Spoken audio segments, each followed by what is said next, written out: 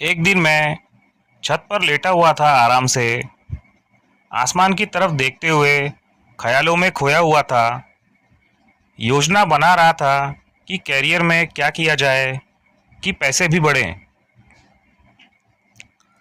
Job change की जाए या फिर लाइन ही चेंज कर दी जाए। इतने में मुझे लगा कि जैसे फिर से एक गर्म हवा का झोंका आया। मैं उठकर बैठ गया। जैसे ही उठा, मेरी नज़र बगल वाली छत पर गई। वहाँ पर एक लड़की खड़ी थी जिसने दूसरी तरफ को मुंह किया हुआ था। लग रहा था कि फ़ोन पर बात कर रही हो सकता है बॉयफ्रेंड से बात करने आ गई हो ऊपर। सो मैं फिर से लेट गया और विचारों में डूब गया। कुछ देर बाद मुझे लगा कोई छत के बाउंड्री वॉल के छज्जे पर बैठा हुआ है। अगर आप दिल्ली की कॉलोनियों में गए हों तो देखेंगे कि घर एक लेन में चिपके हुए होते हैं, दीवार से दीवार सटी होती है और छत से छत। कुछ लोग अपनी छत के किनारों पर कांच लगा देते हैं तो कुछ सरिये, ताकि कोई इधर से उधर ना आ सके। अब मेरा वाला फ्लैट किनारे पर था, मगर उसके बगल वाले फ्लैट की छत और हमारी छत चिपकी हुई थी। उसकी छत से और छतें चिपकी हुई थी। कुछ एक लोगों ने ही सरिये लगाकर रेलिंग बनाई थी कि कोई चोर ना घुस आए। हमारे मकान मालिक ने भी नहीं लगाए थे। तो मैंने देखा कि लड़की छत की रेलिंग पर बैठी हुई है। मैं चौंका कि कमबख्त क्या कर रही है यहाँ। मैं फिर उठ गया। छत पर रोशनी ज़्यादा नहीं थी, मगर इतनी तो थी कि मैं पता चल सके कि कहाँ क्या है। मैंने देखा कि वह मेरी तरफ ही देख रही है। मैं हैरान कि कर क्या रही है। मैंने सोचा कि बात करते करते इधर आ गई होगी, सो मैंने इग्नोर करते हुए दूसरी तरफ देखना शुरू कर दिया। इतने में आवाज़ सुनाई देती है, हाय, मैं शर्मिला।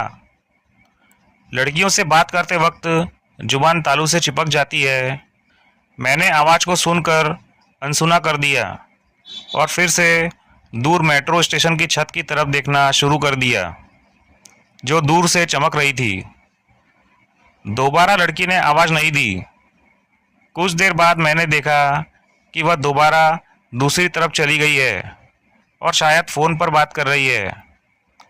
तो मैं 5-10 मिनट और रुका और फिर नीचे आकर बिस्तर पर सोते हुए सोचने लगा कि यार लड़की कौन थी, क्यों हाय बोल रही थी।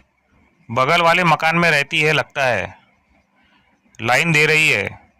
अंधेरे में पता नहीं चला, पर ठीक ठाक ही लग रही थी। खैर, ये सोचते हुए मैं सो गया। अगले दिन मैं वैसे ही लेटा हुआ था कि फिर आवाज़ आई, हेलो। उठकर देखा तो लड़की सामने खड़ी थी। वह इस बार दीवार फांद कर मेरी छत पर आ गई थी और सामने खड़ी थी। अब इग्नोर तो किया नहीं जा सकता था, मगर लगा कि अजीब लड़की है, इधर ही आ गई। मैंने भी कहा, हेलो। लड़की बोली, कल तो आपने जवाब ही नहीं दिया। मैंने कहा कि अरे, कब, मुझे पता ही नहीं चला। यह कहते वक्त मैं सोच रहा था कि इस लड़की के इरादे क्या हैं। फिर मैंने पूछा कि मैंने आपको देखा नहीं पहले, इतनी रात को आप यहाँ। बोली, हाँ, मैं नई शिफ्ट हुई हूँ, यहीं आपकी बिल्डिंग से एक बिल्डिंग छोड़कर आगे वाली बिल्डिंग में। मैंने कहा, तो आप यहाँ क्या कर रही हो। बोली कि मेरी छत पर मकान मालिक से कबाड़ डाला हुआ है, वहाँ चलने में भी मुश्किल होती है, छत चिपकी हुई है। सो मैं बगल वाली छत पर आ जाती हूँ, यहाँ आराम से घूम सकती हूँ। मैंने सोचा बड़ी तेज लड़की है। इतने में बोली, मैं आपको पिछले 10-15 दिनों से देख रही हूँ। रोज आते हैं आप यहाँ। मैं नई आई हूँ यहाँ और कोई जान पहचान वाला भी नहीं। तो मैंने सोचा कि कल कि आप रोज आते हो, अलग से हो, आपसे ही बात कर लूँ। यह सुनकर दिल में हलचल पैदा हो गई कि यार सही है, लड़की लाइन दे रही है। अब तो खुलकर मैं मुस्कुरा पड़ा।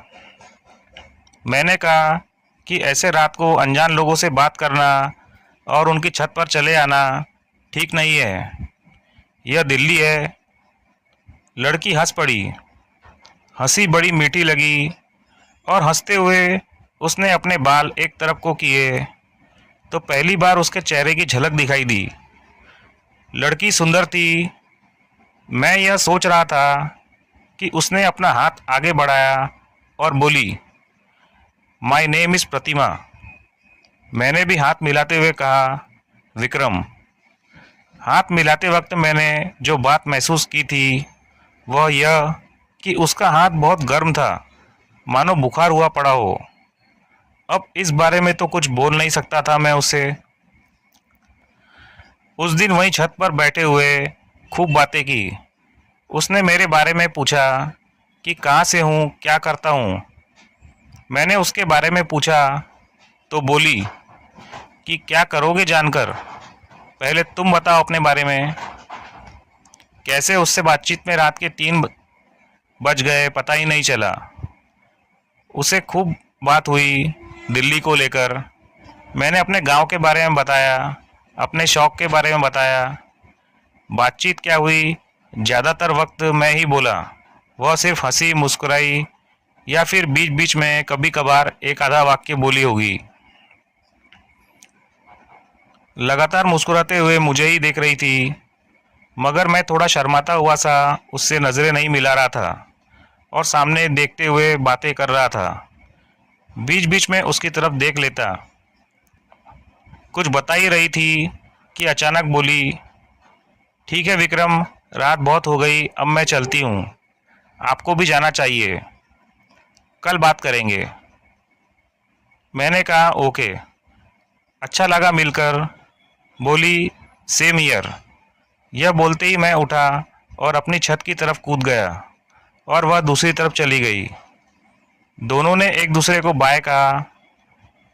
वह दूसरी तरफ चल दी और मैं पलटकर सीढ़ियाँ उतरने लगा। नीचे आकर मैं प्रतिमा के बारे में सोच ही रहा था। अंदर एक अलग तरह की खुशी थी, अलग तरह की उमंग। ऐसा लग रहा था कि सब कुछ अच्छा अच्छा हो गया। मुझे पहले ही मुलाकात में प्रतिमा से प्यार हो गया था।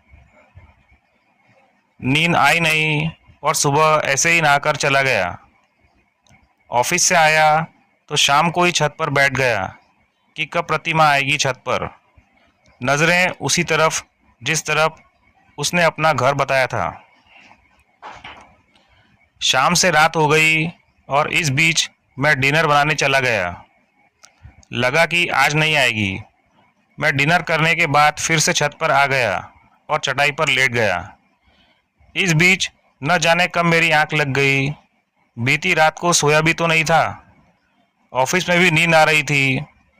खैर, अचानक नींद में लगा जैसे कोई नाम पुकार रहा है। आंख खुली तो सामने प्रतिमा थी और मेरा नाम पुकार रही थी। मैंने आंखें मलते हुए कहा, सॉरी, नींद आ गई थी। बोली, इट्स ओके। तो मैं उठकर बैठ गया और उससे कहा कि आओ यही नीचे आकर बैठो। बोली, नहीं, यही ठीक हूँ। वह दीवार पर बैठी थी। तो हाउज़ योर डे, उसने पूछा। मैंने बताया कि कुछ खास नहीं, बोरिंग। मैंने उसके बारे में पूछा कि तुम क्या करती हो। बताया नहीं अपने बारे में।